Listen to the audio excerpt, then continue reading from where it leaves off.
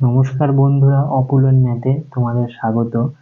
এই অপুলেন ম্যাথ চ্যানেলে আমি কিছু বিষয়ের সাজেশন তোমাদের দিতে থাকব।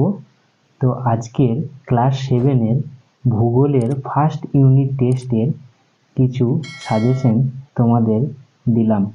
ক্লাস 7-এর যে ভূগোলের যে সিলেবাসটি আছে সেটি প্রাকৃতিক ভূগোলের প্রথম অধ্যায় থেকে তৃতীয় অধ্যায়, আর আঞ্চলিক ভূগোল শুধু নবম অধ্যায়, মানে এশিয়া মহাদেশটি ফার্স্ট ইউনিট পরীক্ষা হবে। একের দাগের 1 নম্বর কোশ্চেনটা আছে, মধ্যরাত্রি সূর্যের দেশ হলো, উত্তর হবে নরওয়ে।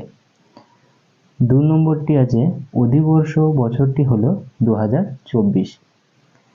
3 নম্বরটি আছে, রয়্যাল অ্যাস্ট্রোনমিক্যাল অবজারভেটরি অবস্থিত কোথায়? লন্ডনে। পৃথিবীর বৃহত্তম বনভূমি হলো তৈগা বনভূমি। পিথ নদী বলা হয় হোয়াংহোকে।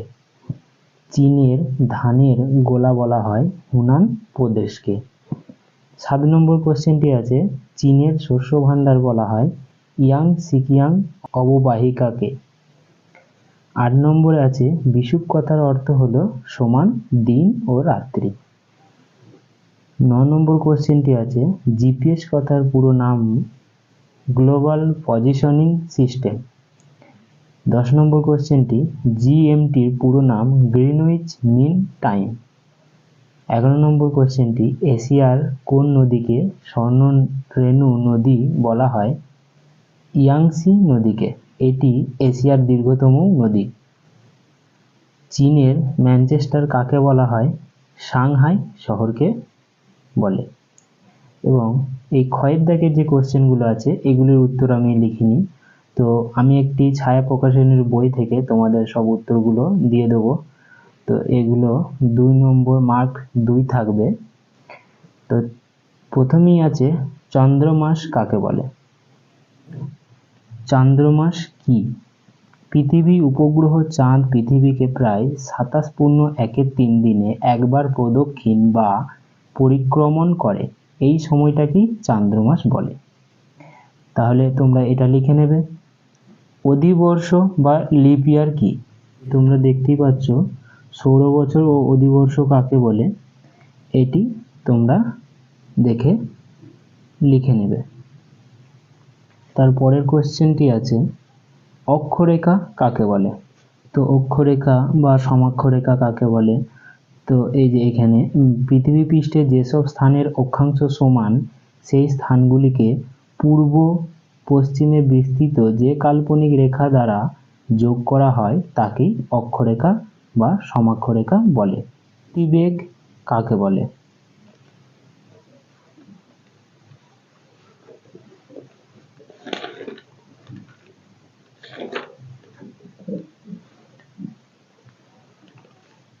তো এইখানটায় তোমরা দেখবে মুক্তিবেগ কাকে বলে। কোনো বস্তুকে প্রতি সেকেন্ডে 11.2 কিমি গতিবেগে উপরের দিকে ছুঁড়লে সেটি আর নিচের দিকে পড়ে না, পৃথিবীর মহাকর্ষীয় আকর্ষণ কাটিয়ে মহাশূন্যে চলে যায়। এই বেগকেই বলে মুক্তিবেগ। ওপিইসি এর পুরো নাম হচ্ছে organization of pet exporting countries. তারপরে কোশ্চেন আছে 6 নম্বর, অপসূর ও অনুসূর অবস্থানের পার্থক্য।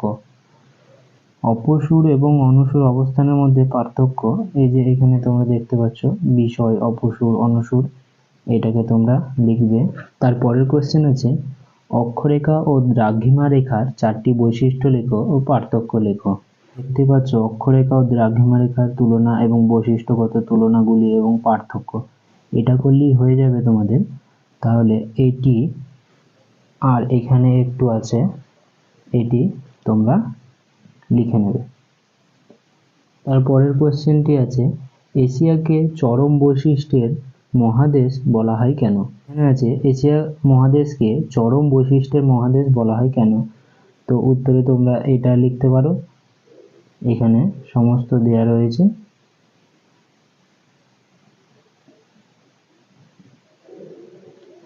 এবং এখানে কিছুটা দেয়া রয়েছে,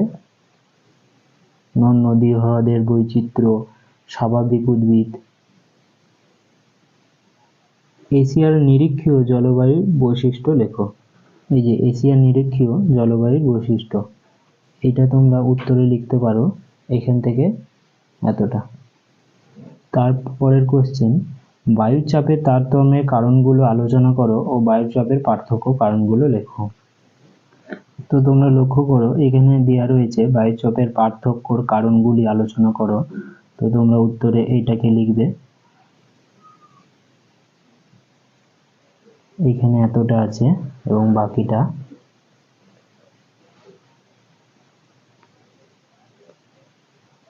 এতটা অবধি লিখতে হবে। সমচাপ রেখা কাকে বলে, এর বৈশিষ্ট্য লেখো। এই যে সমচাপ রেখা কাকে বলে আর এর বৈশিষ্ট্য, তোমরা এটাকে লিখতে পারো।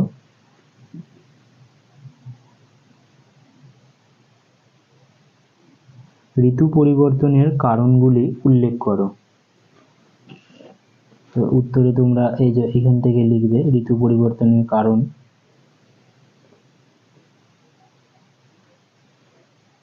এখান থেকে তোমরা এই বাকিটা এই ঋতু পরিবর্তন হয় অবধি লিখবে। ইয়াংসি কিয়াং নদী অববাহিকা অর্থনৈতিক সমৃদ্ধির কারণগুলি আলোচনা করো। তো উত্তরে তোমরা এটা লিখতে পারো, ইয়াংসি নদীর অববাহিকা অর্থনৈতিক সমৃদ্ধির কারণ। ইয়াংসি কিয়াং অববাহিকা অর্থনৈতিক সমৃদ্ধির কারণ লেখো। এখান থেকে তোমরা উত্তরটি লিখতে পারো।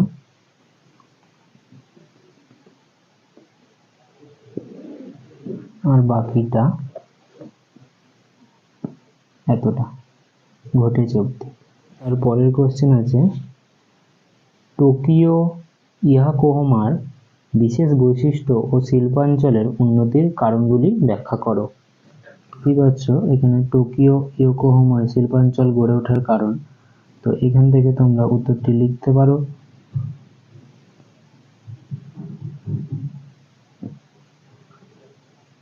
এতটা অবধি। তো এটাই ছিল আমাদের লাস্ট কোশ্চেন এবং ভূগোলের সাজেশন। তোমাদের যদি ভিডিওটি ভালো লাগে তাহলে লাইক, কমেন্ট, শেয়ার করবে আর বন্ধুদেরকে শেয়ার করবে। আর কোনো প্রশ্ন যদি বুঝতে অসুবিধা হয় তাহলে কমেন্ট করে জানাবে।